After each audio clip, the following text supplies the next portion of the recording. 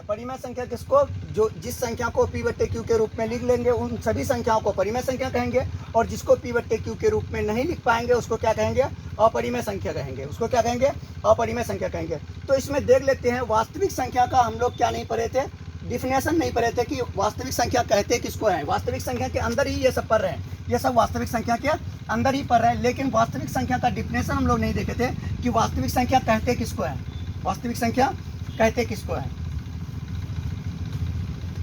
तो देख लेते हैं वास्तविक संख्या किसे कहते हैं। वास्तविक संख्या के बारे में तो जान ले कि वास्तविक संख्या के अंदर में पढ़ना क्या क्या है। तो वास्तविक संख्या, वास्तविक संख्या किसे कहते हैं, किसे कहते हैं।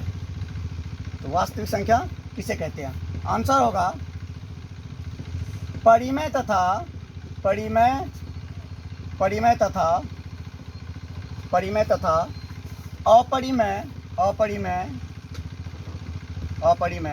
संख्या के समूह को, अपरिमेय संख्या के समूह को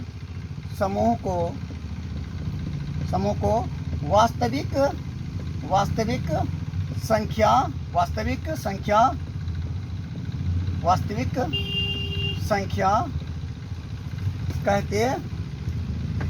संख्या कहते हैं। जैसे हम लोगों को ये भी पता चल गया कि परिमेय संख्या कहते किसको है। वास्तविक, सबसे पहले हम लोग वास्तविक संख्या ही पढ़े, तो वास्तविक संख्या में क्या क्या पार्ट था उन सारे के बारे में जान गए। वास्तविक संख्या रियल में होता क्या, वास्तविक संख्या जो होता है वो परिमेय संख्या तथा अपरिमेय संख्या का क्या होता है, समूह होता है। तो हम लोग जनरली पढ़ते हैं तो परिमेय संख्या के बारे में अधिकतर पढ़ते हैं वास्तविक संख्या के अंदर में। तो परिमेय तथा अपरिमेय संख्या के समूह को वास्तविक संख्या कहते हैं। तो एग्जाम्पल देख लेते हैं, एग्जाम्पल क्या क्या हो सकता है। एग्जाम्पल जैसे परिमेय संख्या में देख लिए थे हम लोग, जैसे 6 देख लिए थे। अपरिमेय संख्या में √3 था, परिमेय संख्या में हम लोग 10 भी लिए थे, और अपरिमेय संख्या में हम लोग √7 भी लिए थे। इस तरह से बहुत सारा संख्या ETC कर दीजिए यहाँ पर, ETC। तो समझ में आ गया कि वास्तविक संख्या किसे कहते हैं।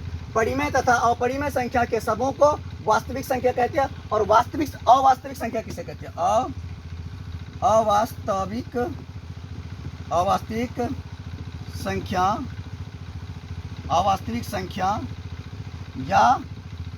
अवास्तविक संख्या या रूट संख्या भी बोल सकते हैं, या रूट संख्या भी बोलते हैं। तो अवास्तविक संख्या किसको कहेंगे, किसी भी संख्या के अंदर में, जैसे हम लोग अपरिमेय संख्या देखे थे, अपरिमेय संख्या के अंदर अगर माइनस चिन्ह लगा देंगे तो वो क्या कहलाएगा, मेरा अवास्तविक संख्या कहलाएगा। क्या कहलाएगा, अवास्तविक संख्या। तो इसमें देख लेते हैं अवास्तविक संख्या किसे कहते हैं। एग्जाम्पल देख लेते हैं, इसमें ये क्या डिफिनेशन क्या लिखेंगे, अवास्तविक संख्या किसे कहते हैं। एग्जाम्पल देख लेते हैं।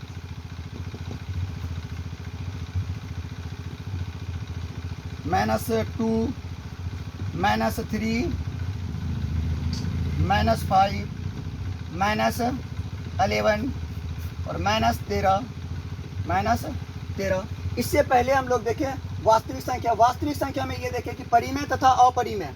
परिमेय वो था जिसको p बट्टे q के रूप में लिख सकते थे, और अपरिमेय वो था जो जिसको p बट्टे q के रूप में नहीं लिख सकते थे। इनका सम्मिलित को हम लोग वास्तविक संख्या कहते हैं।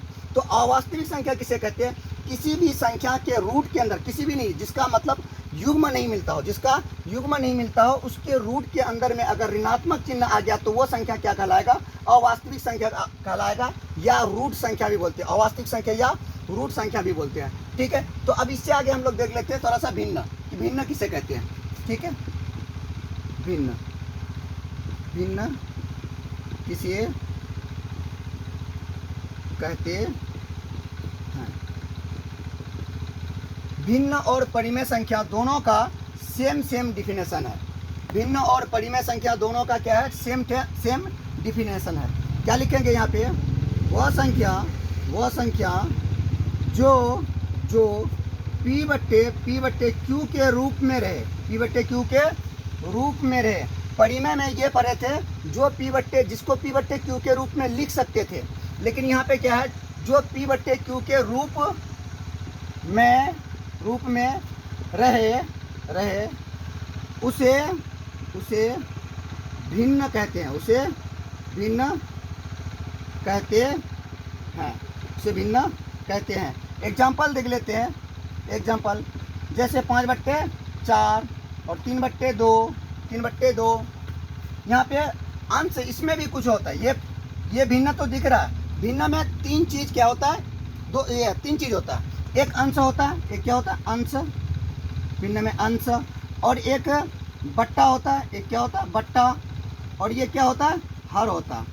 ऊपर जो रहता है उसको अंश बोलते हैं, और बीच में एक डंडा जो डाला हुआ रहता है उस डंडा को क्या बोलते हैं, बट्टा बोलते हैं, और डंडा के नीचे जो भी रहता है उसको क्या बोलते हैं हम लोग, हर बोलते हैं। क्या बोलते हैं, हर बोलते हैं। तो भिन्न जो होता है, भिन्न कई प्रकार के होते हैं, मिश्रित भिन्न, ये विषम भिन्न, सम भिन्न, भिन्न का बहुत सारा प्रकार होता है। यहाँ पे सिर्फ हम लोग ये जान रहे हैं कि भिन्न कहते किसको हैं। तो जो भी संख्या हमको P/Q के रूप में दिखेगा उसको क्या बोलेंगे, ये भिन्न बोलेंगे। क्या बोलेंगे, भिन्न बोलेंगे। लेकिन इसका भी शर्त है, जो परिमेय संख्या का शर्त था सेम भिन्न का भी शर्त है। भिन्न का शर्त क्या है, लेकिन यहाँ पे भी P बराबर क्या होना चाहिए, पूर्णांक होना चाहिए, P बराबर पूर्णांक, और Q बराबर कभी भी 0 का नहीं होना चाहिए, तभी वो भिन्न कहलाएगा, अन्यथा भिन्न नहीं कहलाएगा। परिमेय और भिन्न दोनों का सेम डिफिनेशन है।